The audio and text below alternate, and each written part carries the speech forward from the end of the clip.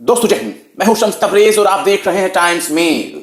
Israel Israel Israel और Israel, एक इतना बड़ा देश जिसके पीछे अमेरिका खड़ा है, जिसके पीछे पूरा का पूरा यूरोप खड़ा है, जिसके पीछे पूरी की पूरी यहूदी लॉबी खड़ी है, जिसके पीछे पूरी की पूरी ज़ायनुस्ट विचारधारा खड़ी है। इसके बावजूद भी इजराइल का इतना बुरा हाल हो गया गाजा में कि अब उसके अपने लोग कह रहे हैं, हकीकत बयान कर रहे हैं कि आखिर इजराइल को कितना बड़ा नुकसान हुआ।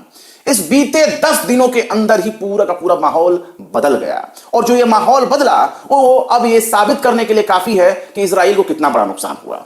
इजराइल को नुकसान हो रहा है, रोजाना उसे भयंकर नुकसान हो रहा है, जिसके बाद इजराइल ने हमास के साथ समझौता किया और हमास के साथ बातचीत करके मामले का हल निकालने की कोशिश की ताकि वो अपने बंधकों को छुड़ा सके। और वो अभी भी इजराइल रोजाना नुकसान का सामना कर रहा है। और ये नुकसान कैसे हुआ, इस बात का अंदाजा इसी से लगा लीजिए कि इजराइल के मिलिट्री कब्रिस्तान में रोजाना 25 से ज्यादा सैनिकों की लाशों को दफन किया जा रहा है।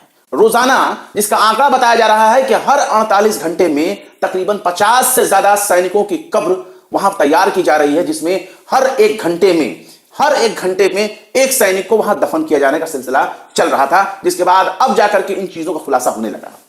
ये घटना उस वक्त सामने आई है जब इजराइल ने हमास के साथ समझौता किया और बीते 52-54 दिनों से जारी जो जंग था हमास से वो लड़ रहा था, उसमें किस तरीके से उसने पैंतरेबाजी करके अपने कदम पीछे हटाने शुरू कर दिए।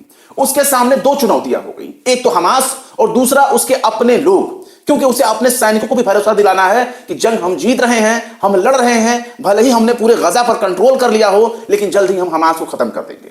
गाजा पर कंट्रोल करने के बावजूद भी इजराइल को बिल्कुल भी चैन नहीं है। संसद पर खड़े होकर के उसने फोटो खिंचवा लिया, पार्लियामेंट पर खड़े होकर फोटो खिंचवा लिया, सुप्रीम कोर्ट के बाहर खड़े होकर फोटो खिंचवा लिया, गाजा के यूनिवर्सिटी को तबाह करके उसने अपना फोटो खिंचवा लिया। लेकिन तमाम फोटोग्राफ अब किसी काम के नहीं रहे, क्योंकि अब वो तस्वीरें सामने आने लगी हैं जिसको वो जाहिर नहीं करना चाहता था। इजराइल को इतनी ज्यादा सैनिकों का नुकसान हुआ है कि अंदाजा इसी बात से लगा सकते हैं कि इजरायली सेना के जो कब्रिस्तान बनाए गए हैं उसके डायरेक्टर ने कहा है कि उसके यानी इजराइल के रोजाना जो है सैनिकों की मौत हो रही है। यहां तक कि हर एक घंटे में, हर जो एक लम्हा बीता, हर एक घंटा बीता, उस घंटे में एक सैनिक को दफन किया जा रहा है हर घंटे। जिसके बाद उसने इस बात का खुलासा किया कि हर 48 घंटे में तकरीबन 50 सैनिकों को दफन किया जा रहा है, जबकि इजराइल इन चीजों को छुपाता रहा है। और इसका खुलासा किया है फलस्तीनी अखबारों ने, इसका खुलासा किया है अरब के अखबारों ने, क्योंकि इन लोगों ने उस शख्स का इंटरव्यू किया है जो इजरायली मिलिट्री के कब्रिस्तान का डायरेक्टर है। यानी वो खुद ही एक इजरायली है और उसी इजरायली अधिकारी ने इस चीज को बताया है। और उसका नाम है डेविड ओरेन बारूक। और ये डेविड ओरेन बारूक जो हैं वो माउंट हर्जन सैन्य कब्रिस्तान के डायरेक्टर हैं, जो माउंट हर्जन मिलिट्री कब्रिस्तान है उसके डायरेक्टर हैं, यानी मिलिट्री सेनेटरी के डायरेक्टर, जिन्हें बताया जा रहा है कि वो तो एक इजरायली अधिकारी हैं और उन्होंने ही ये इंटरव्यू दिया है।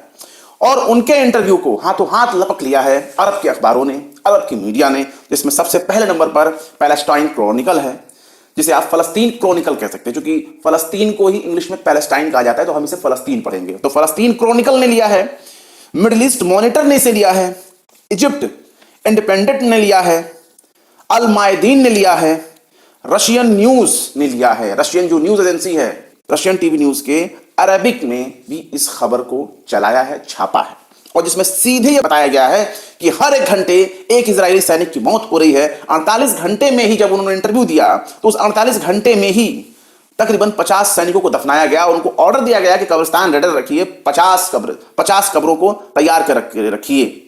बारूक का जो इंटरव्यू हुआ है, डेविड ओरेन बारूक, उन्होंने अपने इंटरव्यू में सीधे तौर पर कहा है कि हम एक ऐसे दौर में जी रहे हैं, गुजर रहे हैं, जहां हर एक घंटे अंतिम संस्कार होता है, जहां हर 1.5 घंटे में एक अंतिम संस्कार हो रहा है।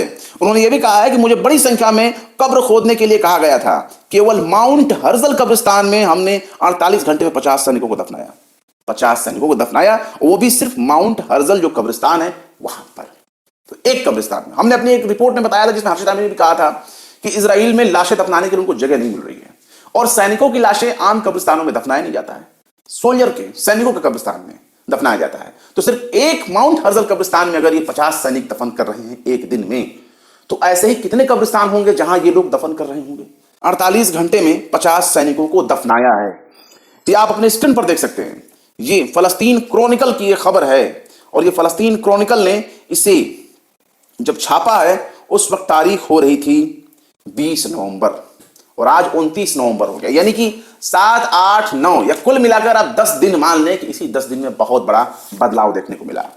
यह बदलाव ऐसे भी देखने को मिला क्योंकि अरब देशों की तरफ से एक इंतजार हो रहा था कि अरब के देश कोई इस पर बड़ा निर्णय लेंगे। जब हमास को मजबूती मिली, ताकत मिली, तो उसने इनको बहुत बड़ी चुनौती दी है ग्राउंड ऑपरेशन में, और बहुत बड़ी चुनौती जब दी है तब जाकर के ये थक हार हार करके ये सीज फायर करने के लिए तैयार हुए।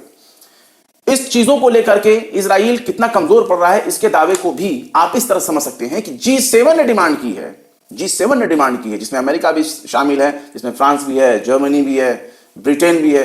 इन 7 G7 के जो देश हैं, इन लोगों ने डिमांड की है, हमास से डिमांड की है कि शांति बनाए रखें, सीज फायर कर लें, सीज फायर करते रहें और हमास ने जो बंधक बनाए उनको रिलीज कर दिया जाए, इजरायली बंधकों को रिलीज कर दिया जाए। और हमास उसने अपील की है, हमास उसने अपील की है कि शांति आप कायम रखें, युद्ध को बंद कर दें। तो युद्ध को बंद करने के लिए जब तक इजराइल से कहा जा रहा था तब तक हमास कमजोर माना जा रहा था, और जब हमास मजबूत हुआ और जब हमास ने कायदे से ठिकाने लगाना शुरू किया इजराइल को, तब G7 जैसा इतना बड़ा संगठन कह रहा है, पश्चिमी देशों का इतना बड़ा संगठन कह रहा है हमास से कि शांति बनाए रखें और जंग को खत्म कर दें, बंधकों को रिहा कर दें। दुनिया भर के मीडिया ऑर्गेनाइजेशन इस चीज को बयान कर रहे थे कि इजराइल के जो सैनिक मरे हैं ग्राउंड ऑपरेशन में, उनकी तादाद सिर्फ 70 के करीब में है। ऑफिशियली इजराइल इस चीज को एक्सेप्ट करता है कि सिर्फ 70 सैनिक उसके मारे गए हैं, जबकि 7 तारीख से लेकर के उसके बाद जो ऑपरेशन हुए उसमें कुल मिलाकर 350 के करीब में उसके सोल्जर्स मारे गए हैं। लेकिन उसके आधिकारिक आंकड़े, उसके ऑफिशियली आंकड़े और जो उसकी जमीनी हकीकत है, उसमें जमीन आसमान का फर्क देखने को मिल रहा है। इजराइल को जितना नुकसान हुआ है शायद उसने कभी सपने में भी नहीं सोचा होगा, क्योंकि जब एक तरफ ईरान हमास को सपोर्ट कर रहा है, हिजबुल्लाह हमास को सपोर्ट कर रहा है, रशिया कहीं ना कहीं अंदर खाने मदद कर रहा है हमास की, हिजबुल्लाह के जरिए, ईरान के जरिए, तो ऐसे में यह भी सोचने वाली बात है कि आखिर 10 दिनों के भीतर ऐसा क्या नजारा बदल गया कि पूरा का पूरा मिडिल ईस्ट तबाही के मुहाने पर खड़ा है। और अगर इजराइल ज्यादा कुछ बोलने की कोशिश करेगा, ज्यादा हाथ पैर मारने की कोशिश करेगा, तो ये जंग एक और महाविनाशकारी जंग के रूप में तब्दील हो सकती है, जिसे आप कह सकते हैं तीसरी जंग अजीम, यानी तीसरा विश्व युद्ध, थर्ड वर्ल्ड वॉर। मासूम फलस्तीनियों का कत्ल किया है इजराइल ने, नरसंहार किया है, अस्पतालों में नरसंहार किया है, मैदानों में नरसंहार किया है, स्कूलों, यूनिवर्सिटी, सरकारी दफ्तरों में घुस घुस कर इन लोगों ने नरसंहार किया है, सबको तबाह किया है। इनका एक ही मकसद था कि गाजा पर कैसे भी करके कंट्रोल कर लेना। लेकिन उसके बाद जब तमाम तरह के रास्ते बंद हो गए, तब हमास को मदद मिली उसके सहयोगियों के जरिए, और जब उसने अपना तांडव दिखाना शुरू किया तो इजरायली सैनिक भाग खड़े हुए। और इजरायली सैनिक किस तरीके से अपना लंगोट लेकर भाग रहे थे, इस बारे में आपको बता भी चुके हैं कि उसके अपने 2 सैनिक अधिकारियों के ऊपर कोर्ट मार्शल की कार्रवाई करनी पड़ी, जो गाजा के वॉरफील्ड से भाग खड़े हुए थे। और यहां तक कि आधी यूनिट का अभी तक पता नहीं चला कि वो आधी यूनिट गई तो कहां गई, यानी वो नौकरी करने से ही भाग रहे हैं कि उन्हें अब इजरायली सेना की तरफ से लड़ने का शौक नहीं है।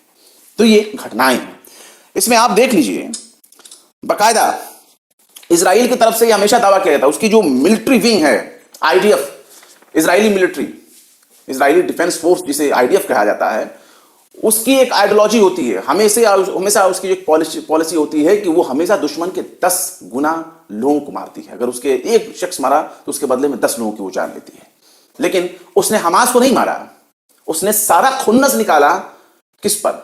फलस्तीनियों पर निकाला, फलस्तीनियों पर निकाला उसने। 15,000 लोगों का कातिल है, 15,000 से ज्यादा लोगों का कातिल है। और अगर 1500 को 10 गुना में आप डिफाइन कर लें, 1500 को, तो आपको अंदाजा लग जाएगा कि कम से कम 1500 सैनिक उसके मारे गए हैं गाजा में हमास के जरिए। हमारे बहुत से दर्शक भी इस बात को सवाल उठाते रहे कि आप तो पिछले दिनों कह रहे थे कि हमास जंग हार रहा है। हाँ, हार रहा है। हमने बकायदा आप लोगों को ऑथेंटिक चीजें दिखाई थी, हमास किस तरीके से उस वक्त हार रहा था। लेकिन 10 दिन के अंदर हालात बदले हैं, और हालात बदले हैं जिसका नतीजा निकला। हमास वो संगठन है जिसको बकायदा मदद की थी इजराइल ने PLO के खिलाफ। PLO वो संगठन है जो कई पार्टियों का एक ग्रुप है, और वो वेस्ट बैंक वाले एरिया में काम करता है। वेस्ट बैंक वाला सबसे बड़ा एरिया माना जाता है, जहां पर इजराइल जो है कब्जा किया हुआ है। कई इलाकों में, छोटे छोटे इलाकों में फलस्तीनियों पर वो कब्जा कर चुका है।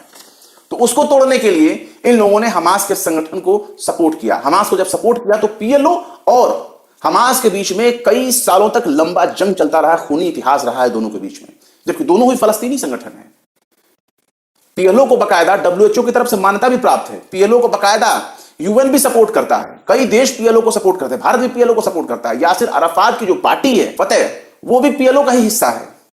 लेकिन फतेह और हमास के बीच में लंबे वक्त तक जो है वो जंग चली है, जिसमें बकायदा हमास को इजराइल और इजराइल के सैन्य अधिकारियों ने मदद भी की थी फाइनेंशियली, की ताकि हमास अगर मजबूत रहेगा तो ये दोनों संगठन एक होकर फिर इजराइल के ऊपर भारी नहीं पड़ेंगे। खैर, ये तमाम इतिहास का हिस्सा है, लेकिन आपको ये चीजें हम बता देना चाहेंगे कि इसके साथ भी कई चीजें खुल करके सामने आई हैं। इतनी बड़ी घटना हो जाने के बावजूद भी इजराइल अपने लोगों से सच्चाई छुपाने के लिए बहुत कोशिश कर रहा है। इसके साथ ही अल कसाम ब्रिगेड, जो कि हमास जो है फलस्तीन के गाजा में, गाजा वाला जो एरिया है फलस्तीन का, गाजा की बकायदा एक पॉलिटिकल पार्टी है, उसकी सरकार भी है बनी हुई वहां पर, और हमास का ही मिलिट्री विंग है जिसका नाम है अल कसाम, और अल कसाम ही तमाम ये जंग वॉर लड़ता है, क्योंकि हमास एक पॉलिटिकल विंग भी है। तो उसने बकायदा अपने एक रिपोर्ट में पहले भी वो बोल चुका है कि उसने 29 इजरायली गाड़ियों को तबाह किया है। तो आप अंदाजा इससे भी लगा सकते हैं कि कितने कितने हो रहे हैं। उसने तो यहां तक तबाह किया कि उसने एक दिन में जो है वो इजराइल के 29 गाड़ियों को उसने तबाह किया है। इन तमाम घटनाओं के बाद आप इस चीज को भी समझ सकते हैं कि इजराइल अब नए दौर में जंग शुरू करने के लिए तैयारी कर रहा है। बकायदा उसकी जो वार कैबिनेट है उसने मंजूरी भी दे दी है कि जैसे ही सीज फायर खत्म होता है इजराइल दोबारा से फलस्तीनियों पर हमला शुरू कर देगा। हमला मतलब कि वो हमास के नाम पर हमला शुरू करेगा। हमला तो बकायदा वो फलस्तीनियों पर ही करता रहा है, क्योंकि हमास से वो लड़ने की ताकत नहीं रखता, इसलिए अपनी सारी खुन्नस वो आम फलस्तीनियों पर उतार रहा है जिनका इस जंग से कोई ताल्लुक नहीं था। ना उन लोगों ने इजराइलियों पर हमला किया और ना ही वो लोग जंग में कूदे थे। मासूम शहरी हैं वो, 7,000 से ज्यादा छोटे छोटे बच्चे हैं, औरतें हैं जिनको इजराइल ने अपनी बमबारी मारा है। फास्फोरस बम का भी उसने इस्तेमाल किया, जिसका ह्यूमन राइट ऑर्गेनाइजेशन ने, डब्ल्यूएचओ ने, सब लोगों ने आलोचना की और सब लोग इस चीज को कह रहे हैं कि इजराइल एक वॉर क्राइम कर रहा है, प्रतिबंधित हथियारों का इस्तेमाल कर रहा है। फास्फोरस बम का, व्हाइट फास्फोरस बम का इस्तेमाल वो कर रहा है, जो कि प्रतिबंधित है, युद्ध अपराध जिसे माना जाता है। लेकिन इजराइल और इजराइल की सेना इन चीजों से इनकार करती रही है, वो बिल्कुल नकार जाती है। लेकिन इजराइल के प्रधानमंत्री बेंजामिन नेतन्याहू अपनी सेना को तैयार रहने के लिए कर रहे हैं कि जैसे ही ये युद्ध विराम खत्म होगा उसके बाद वो दोबारा फुर्ती से गाजा पर हमला करेंगे, फलस्तीनियों पर हमला करेंगे। कहने का तो यही माना रह गया कि अब उनको फलस्तीनियों पर हमला करने के अलावा क्या रह गया है।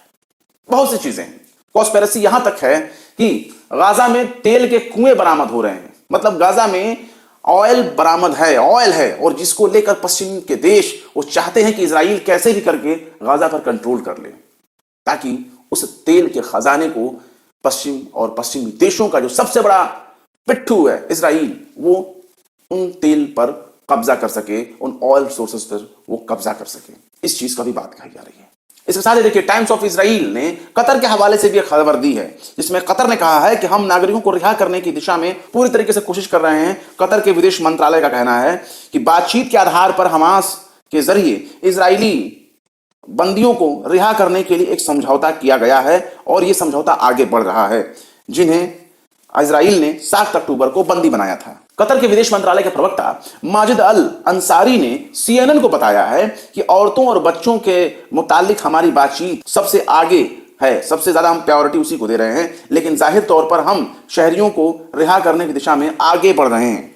अगर इजराइल इस जंगबंदी के दौरान बड़ी तैयारी कर रहा है तो उसका जो दुश्मन सबसे बड़ा है हमास, वो भी तो अपनी बड़ी तैयारी कर रहा होगा, और जब वो तैयारी करेगा तो हो सकता है अब तक के जितने उसने हमले किए हैं उससे ज्यादा खतरनाक वो हमला शुरू करेगा।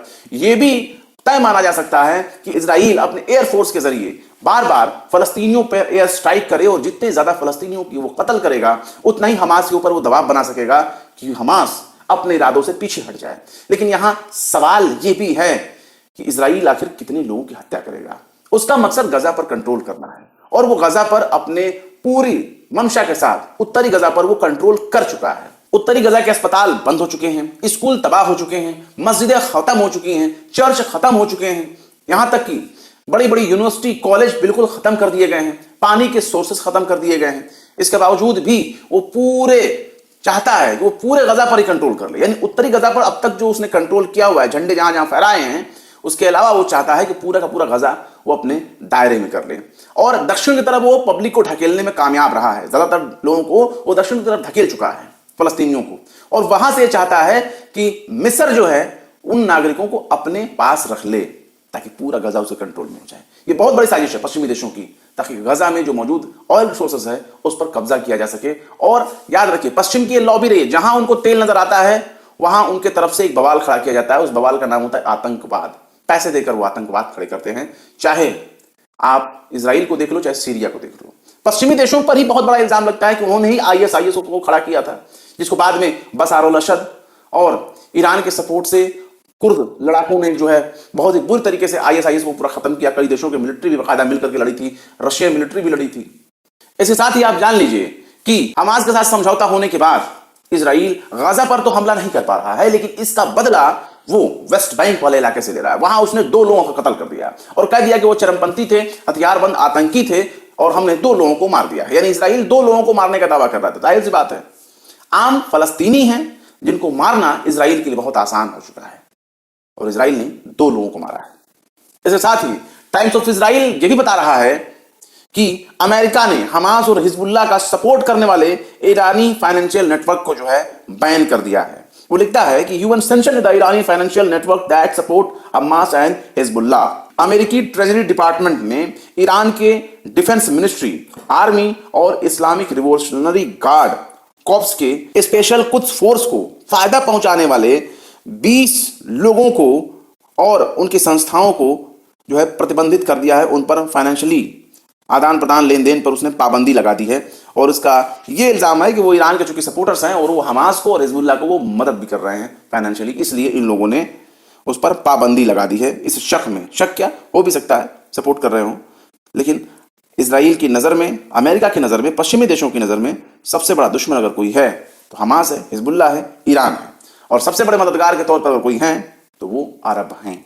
अरब बहुत मददगार अब तक सामने आए हैं और कतर भी अरब है जो इस मामले में मीडिएटर की भूमिका निभा रहा है हमास और इजराइल के बीच।